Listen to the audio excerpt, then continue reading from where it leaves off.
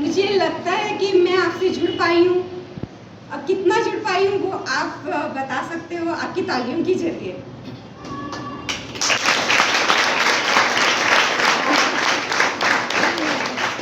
हिंदी के लिए आप सबका प्रेम देख के आपने मेरी कविताओं को इतने प्यार से सुना और समझा, उसके लिए मैं बहुत बहुत धन्यवाद देती हूँ।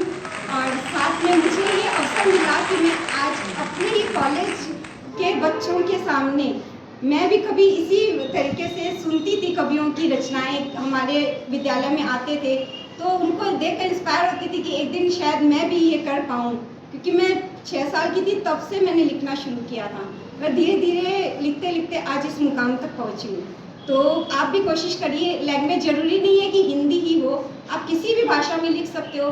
सब अपने मन के भावों को इस तरह से उतारना है कि दूसरों के मन को छू जाए, बस इतनी कोशिश करिए और शुभारंभ कीजिए आपके लेखन का। Thank you. त्यांच्या ज्या लिखित कविता संग्रह तर हे कविता संग्रह आपल्या महाविद्यालयाला सप्रेम भेट देत आहेत। वाङ्मय मंडळाचे प्रमुख जयस्वाल मॅडम त्या सप्रेम भेटचे स्वीकार करत आहेत। त्यांच्या ज्या कविता आहेत त्यांचं संकलन आहे एकत्रित केलेलं, तो कविता संग्रह।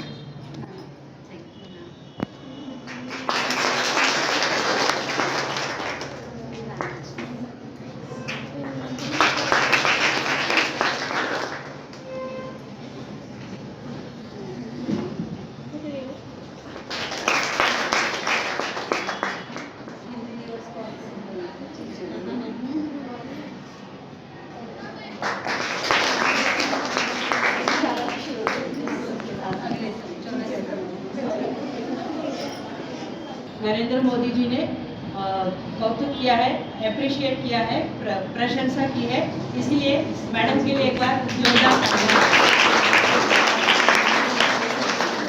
और मैं ये चाहती हूँ कि हमारे विद्यालय की छात्राएं, मेरे कॉलेज के स्टूडेंट ऐसे ही एक दिन देश के राष्ट्रपति से और प्रधानमंत्री से ऐसे अप्रिशिएट हो या उनकी प्रशंसा मिले। आज से इसलिए मैडम ने कहा आप लोग भी शुभारंभ कीजिए।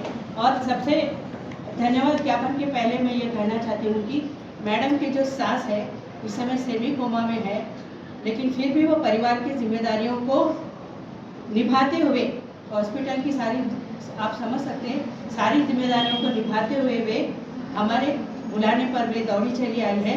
इसके लिए मैं महाविद्यालय की ओर से बहुत बहुत आभार देती हूँ। इसके लिए मैं इसके बाद में मराठी मैडम से अनुरोध करता हूँ कि वे मंजूर।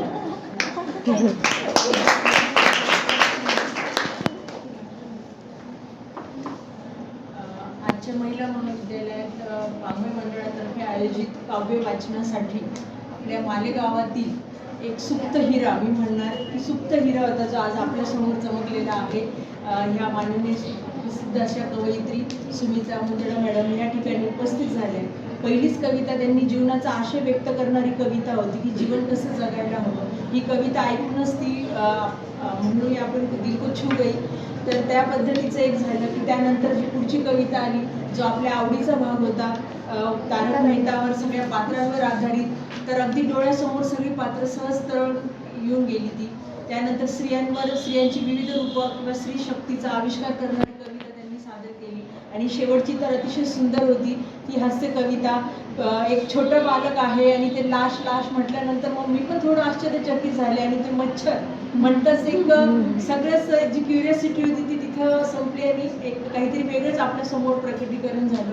अतिशय साध्या सोप्या भाषेमध्ये कविता सादर आपल्या समोर केलेली आहे त्यांनी। आज ते आपल्या महाविद्यालयात उपस्थित झाल्या आणि आत्ताच मॅडमने त्यांच्या फॅमिलीचा प्रॉब्लेम सांगितला।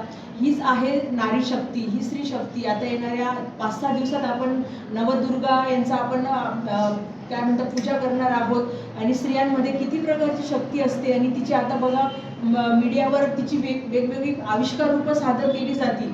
तिच्या हातात नवदुर्गांसारखे 9 ते 10 हात तिला दाखवले जातील, वेगवेगळी आयुधं असतील, त्याच्यामध्ये कुटुंब कुटुंब आहे, मुलं आहेत, त्यानंतर पाककला ती घरासाठी जे बनवते, मुलांचा अभ्यास घेते, ही सगळी तिची जी शक्तीची आविष्कार रूप आपल्यासमोर आता सादर होतील.